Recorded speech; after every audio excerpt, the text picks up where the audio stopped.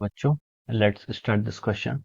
So this question says write three non-dimensional variable. हमें क्या करना है, तीन नॉन डायमेंशनल वेरिएबल को यहाँ पर हमें लिखना है। ठीक है, तो देखिए बच्चों, इस क्वेश्चन का जो आपका की कॉन्सेप्ट है, इस क्वेश्चन का की कॉन्सेप्ट, ये क्वेश्चन आपका क्या है, डायमेंशन एनालिसिस पर बेस्ड है। ठीक है, डायमेंशन एनालिसिस पर ये आपका बेस्ड प्रॉब्लम है।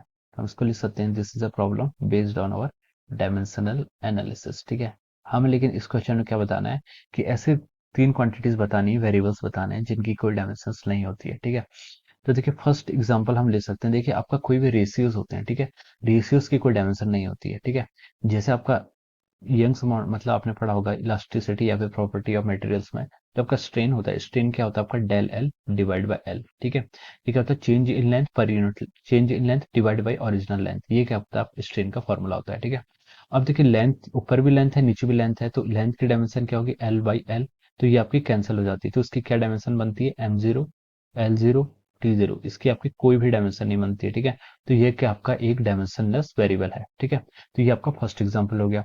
सेकंड एग्जांपल आपका डायमेंशन वेरिएबल का आप बता सकते हैं कि आपका होता है एंगुलर डिस्प्लेसमेंट। क्या लिख सकते हैं आप यहाँ से, एंगुलर डिस्प्लेसमेंट। एंगुलर डिस्प्लेसमेंट भी क्या आपका एक डायमेंशनलेस वेरिएबल है। ठीक है, एंगुलर डिस्प्लेसमेंट कैसे डायमेंशनलेस है, देखिए एंगुलर डिस्प्लेसमेंट क्या होता है आपका, एंगुलर डिस्प्लेसमेंट आप ऐसे डिनोट करते हैं थीटा, जो आपका एंगुलर डिस्प्लेसमेंट है ये होता है आपका L arc divide by radius. ठीक है, ये क्या होता है, आर्क डिवाइड बाई रेडियस। ठीक है, तो देखिए जो आपकी आर्क होती है, आर्क की क्या होती है, एंगुलर डिस्प्लेसमेंट बहुत ही इनफाइनेटसिमल डिस्प्लेसमेंट के लिए होता है। ठीक है, तो देखिए आर्क क्या होती है आपकी, आर्क की डायमेंशन आपकी लेंथ की होती है, ये भी लेंथ है, और रेडियस, रेडियस भी क्या आपकी लेंथ है, तो यहाँ से भी इसकी कोई डायमेंशन नहीं आती, हम इसको लिख सकते देते हैं M zero L zero T zero, यानी कि आपका ये भी क्या है, डायमेंशनलेस क्वांटिटी है। ठीक है, अब आपको थर्ड एग्जांपल देना। अब देखिए कोई भी आपका ट्रिग्नोमेट्रिकल रेशियोज होते हैं, उनकी भी कोई डायमेंशन नहीं होती, जैसे कि आपका यहाँ पर हम लिख लेते हैं trigonometrical ratio, trigonometrical trigonometric ratio लिख लेते हैं खाली। ठीक है, जितने भी आपके ट्रिग्नोमेट्रिक रेशियोज होते हैं उनकी भी कोई डायमेंशंस नहीं होती है।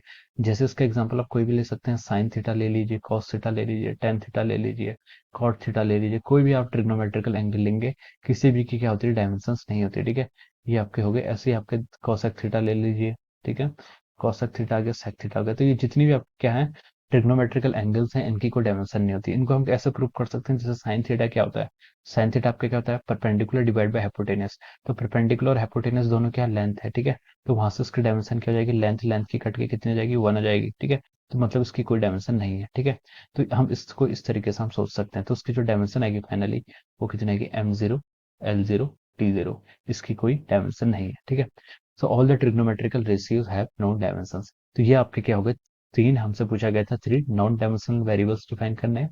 So these are the examples of three non-dimensional variable. Okay. So I hope you all understood this concept. All the best and thank you so much.